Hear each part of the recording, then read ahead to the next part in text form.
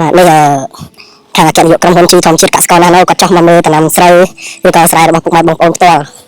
បាទនេះក៏ចុះមកបាទជាមួយនឹងក្រុមការងារជីធម្មជាតិកសិករណាណូចុះមកផ្ទាល់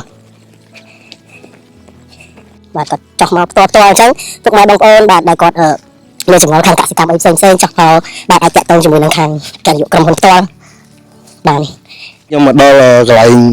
ស្រូវរបស់មីងដែលគាត់ប្រើជាមួយជីណាណូផ្ទាល់អញ្ចឹងសួរមីងបាទស្រូវរបស់មីងប្រើជាមួយជីទឹកកសិករណាណូមែនទេមីងចាក្មួយបាទមីងប្រើទៅមិនដែរទៅលើជីទឹកកសិករណាណូទៅល្អការពាររោគតកូវការពារស្លឹកវាក្រាស់វាអត់ចូលកើតរោគក្មួយបាទអូនោះផ្លាកជាមួយនឹងជីកសិករណាណូហ្នឹងហើយក្មួយបាទវា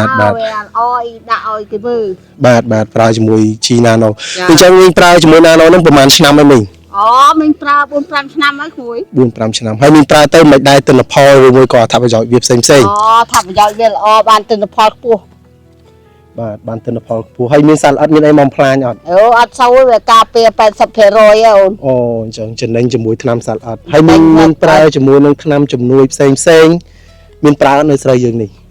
អត់ហងក្មួយអត់ប្រើទេអូបាទអញ្ចឹងប្រើជាមួយជីទឹកកសិករណាណូនេះចំណេញទាំងជាមួយនឹងថ្នាំសារល្អិតថ្នាំគីមីឬក៏ថ្នាំប៉ូវបំប៉នចំណេញបានច្រើនអញ្ចឹងមានទទួលបានទិន្នផលមានកើនេះឆ្នាំមុនកើទៅក្មួយកើបាទព្រោះទៅលើជីទឹកកសិករណាណូនេះផ្ដោតសំខាន់ទៅលើទិន្នផលណាដើម្បីឲ្យប្រជាកសិករយើង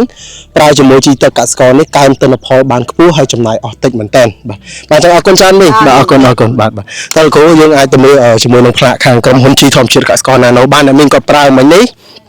បាទអ្នកមីងគាត់ប្រើជាមួយជីទឹកកសិករណាណូនេះគាត់ហែកកញ្ចប់ដល់ទុកដើម្បីឲ្យពុកម៉ែបងប្អូនគាត់ដឹងថាបាទគាត់ប្រើជាមួយជីទឹកកសិករណាណូមែននេះបាទនេះនៅខាងនេះមកកញ្ចប់ទៀតនេះបាទដកឲ្យពុកម៉ែបងប្អូនមើលផ្ទាល់នេះបាទជីទឹកកសិករណាណូដែលគាត់ប្រើរាល់វគ្គរាល់រដូវ3-4ឆ្នាំហើយនៅខាងយើងនេះបាទទិន្នផលគាត់កើនអញ្ចឹងពុកម៉ែបងប្អូនបានស្ដាប់ដែលក្មួយសភាជាមួយនឹងអ្នកមីងដែលគាត់ប្រើជាមួយជីទឹកកសិករណាណូផ្ទាល់អញ្ចឹងគាត់ថាប្រើជាមួយជីទឹកកសិករណាណូនេះកើនទាំងទិន្នផលចំណេញទាំងពេលវេលាចំណេញទាំងថវិកាជាពិសេសចំណេញទាំងសុខភាពរបស់ពុកម៉ែបងប្អូនទៀតព្រោះជីទឹកកសិករណាណូនេះបាទ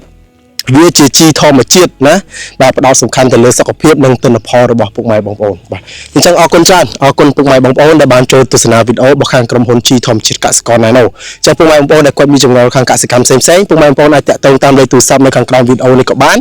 ឬក៏ពុកម៉ែបងប្អូនតាក់ទងតាមเพจរបស់ខាងក្រុមហ៊ុនជីធម្មជាតិកសិករណាណូក៏បានបាទអញ្ចឹងអរគុណច្រើនជម្រាបលា